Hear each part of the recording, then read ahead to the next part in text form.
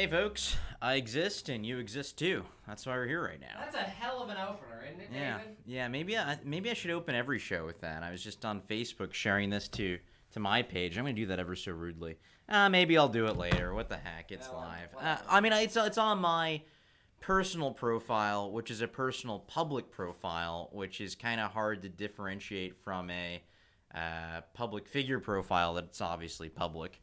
So I'll share to that one later. But I just wanted to So who are you? Why do we care about you? Well, see, I'm nobody, and you shouldn't care about me. But you're here anyway, outside of good advisement to not be here. And so, since you're here right now, I just wanted to talk about, some of this post-election direction for the country. I think, I know, having been a candidate for Senate District 36 here in Oklahoma, there you go, that's your about me. I was that at some point. I ran into a lot of folks who were not traditionally conservative, and we could agree on a lot of things, even though I'm considered, and I would call myself very conservative.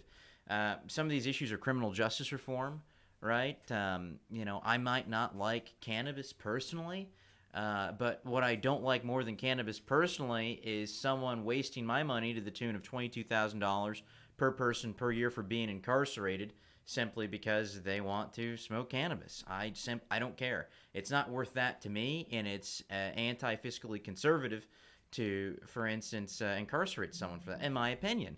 And I think that we can agree on that, the left and the right. I think we can also agree on education reform in the sense that we want teachers to get paid more, and what conservatives get out of it is we get lower taxation and a lesser bureaucratic burden. I'm not going to get into the details of my plan on that, but when people heard such a plan, they loved it, no matter what their political orientation was. So, anyways, Frosty, what do you think about that? It's a bunch of nonsense, right? I dig it. You're just, you're an everyday guy trying to find the little bits of conservatism in everybody else. I dig it. Okay, yeah, but it's a way forward for the. There's no reason why we should have any kind of legislative deadlock on issues like this, in my opinion. Everybody agrees. The left and the right agree. So why can't we get anything done? I think we can. And, there is a lot of partisanship and the nature of politics, and I don't know that we'll ever eliminate that completely, but I do think we need to start looking for answers outside of the main parties while working within the main parties. There's some people inside of the DNC and inside of the GOP that might work together. There's some people that might want to work outside of these things towards, and of course we'll get more specific here, but that's kind of a general idea. I see that happening in the country, and I've been wrong before. I think people are kind of getting sick of the politics as usual, and you're bad because you have a different opinion, and I'm automatically worse than Hitler because I think the United States shouldn't be subjugated to the EU or NATO or paying for some of the richest nations in the history of the world's military obligations. On that note, we're gonna go ahead and say, hey, what is it? The views and opinions expressed here are not necessarily the views of OTU, its board, or its partners, and their views aren't necessarily mine. Although I did sign the pledge, folks, and I was so excited to sign that pledge, and I love. It's hard for me to. You'd have to really press me to find something that Dr. Coburn was involved with that I didn't like, to be honest, because I am pretty conservative. And I think why not? Why not give it to the people? I think this whole taxpayer referendum goes back to: do you like a globalist sort of technocracy where the elites, the global elites, and in the European Union and here in the United States and abroad in academia, whatever, and political power, that they run everything, or do you want localized control? And if you want localized control, you support what we're doing. And so localized, how much more local is it to say that whenever we raise taxes, we just give it as a direct referendum to the people, and we find out what the will of the people is directly? It's a great idea. It supports democratic action. It supports the little guy. So what articles do we have? What did I send you? I don't even remember what I sent you or the YouTube. Well, let's summarize these. What am I talking about today? We've got some good memes, of course. Got the dankest of memes. Yeah, so the EU, that first one, I didn't even know I sent that to you. You're looking at that on your own. This is approved by the European Union, this meme. It's a really plain Pepe the Frog because, yeah, Article 13 compliant frog. Did I send that to you? Yeah, you did.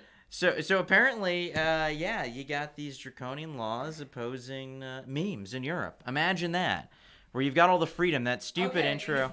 I'm gonna argue about this one. I'll come in and hang out. Okay. I know you desperately want me over here. I do. He's my liberal friend. That is the dumbest thing I've ever seen. That's the stupidest thing I've ever gotten mad about, is that they've added these copyright laws, which is Article 13, that's just saying, like, you can't make memes on the internet anymore. You got like your SpongeBob memes? You can't. It's copyrighted. Don't do it. You like making fun of the president? No, you can't. It's copyrighted. You like making fun of the Democrats? No, you can't. It's copyrighted. That's all in Europe, though. So that's like the most insane thing to me, is that they've outlawed memes on the internet. We've been talking about this in the internet community for years now, and Europe's the first one to destroy our meme base.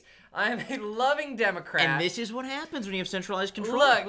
That's the only thing I'm going to get on about is, like, you know, socialism's cool, certain aspects, you get a few things going, everybody's happy, whatever. Don't take my damn memes. You know, I'm going to fight for my 50th Amendment to my right to bear memes. Like, I got to throw these on the internet. They got to know. People's got to know about my dank memes, dude. Like, we can agree on that. See, that's another issue. Shake hands. Right? From the left to the right. Screw you, Europe. Give me back my memes. Amen. Wow. I couldn't have done it better myself.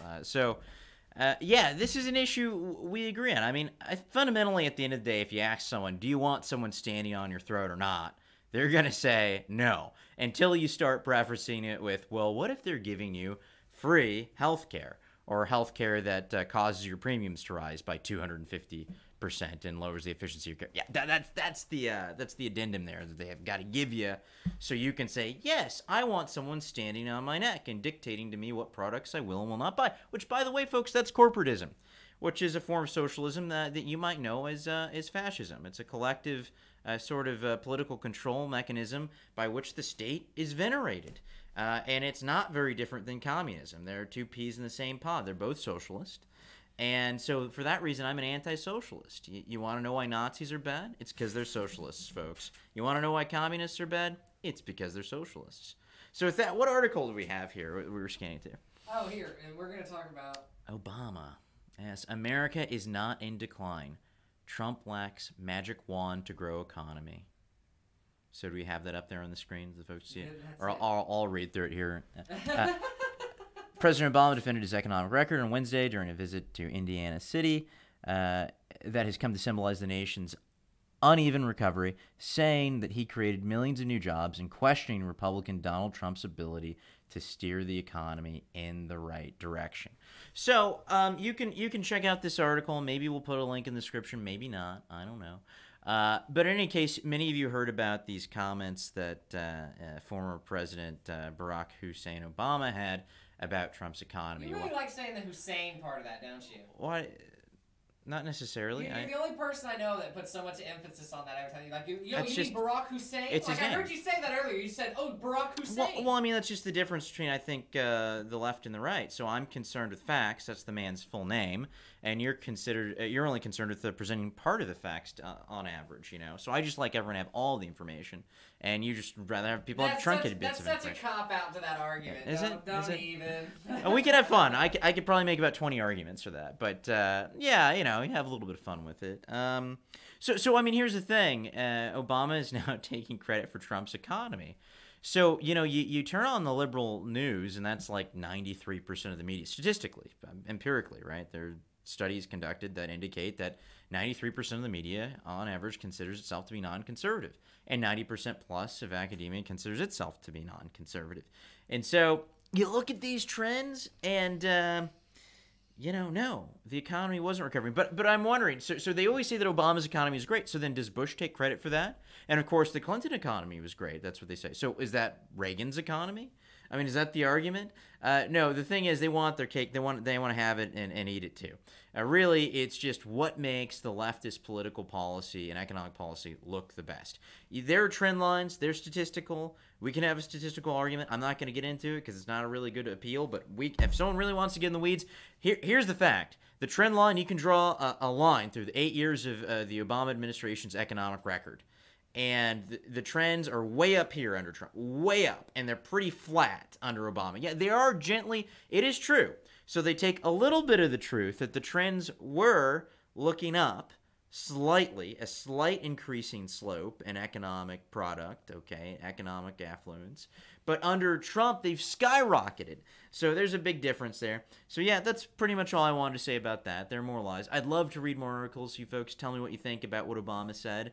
If you think maybe there are some points to it. I've got a lot of lefty friends, so maybe you want to argue with me about that. I welcome it. What do we got here next? You're supposed to... We're going to talk about Google. Sure. We'll talk about it later. It's like this is the first time having my own program or whatever this is. It's really an extension of Todd Tucker. So you need to watch Todd Tucker's show, okay? It's a lot more polished than this one. That's okay. Here, let's take a break. Let's goof off for a minute. How about sure. that? All right, deal. We will be right back. Yeah, you're killing my momentum.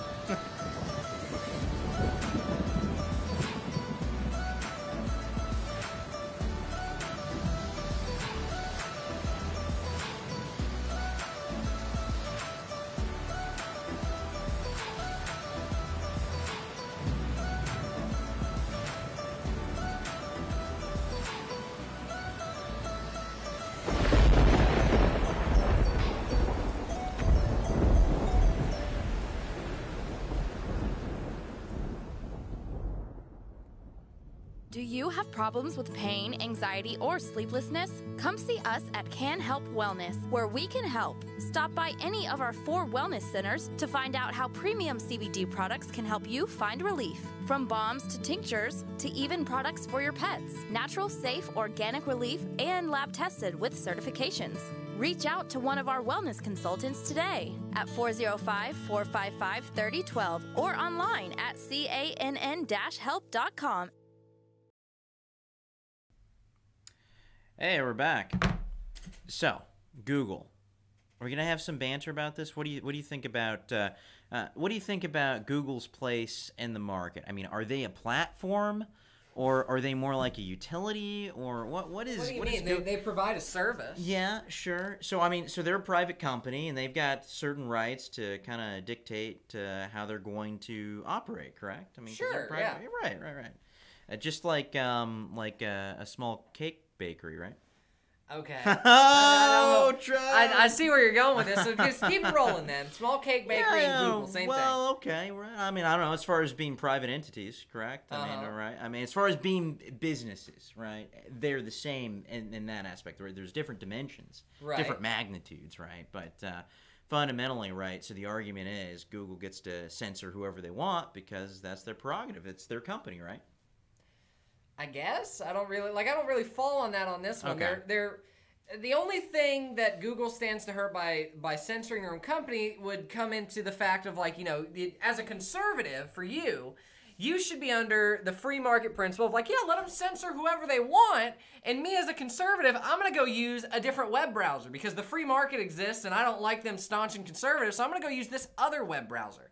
Same concept, like you say, with the cake. If they don't want to make a cake for a gay couple, then the gay couple can go and move to another free marketplace and not give him business, right? I don't follow the case, but they're compelled to make the cake, aren't they? They're compelled? Right, they must make the cake. Isn't that the process? Look, I have read into exactly what you're talking about. And I'll tell you how that court case panned out, because they did defend that guy in the Supreme Court, saying he did not have to make the cake because... Well, narrowly. They didn't actually rule on that. They ruled on the fact that the board, the Civil Rights Board, kind of steamrolled and disregarded his religious liberty. And they really ruled on how that was inappropriate. They're very hostile to his religion. So they didn't quite say he didn't have to bake the cake. So far, that still stands, as far as I'm aware. And they're very careful to do it. So my point on this is just this. It's consistency. Fine. We've got laws in this country. Okay. If they rule that a baker has to bake a cake, I don't agree with that. There might be some means, maybe some civil disobedience. Maybe people start going to jail. They do what they need to do. To really maybe start becoming politically active to get the correct people elected that select judges. Okay, fine. If that is the case, then Google should not be allowed to censor conservative views, because we've set the precedent that you must serve clientele that you don't want to serve. I agree. Have they been stifling any conservatives?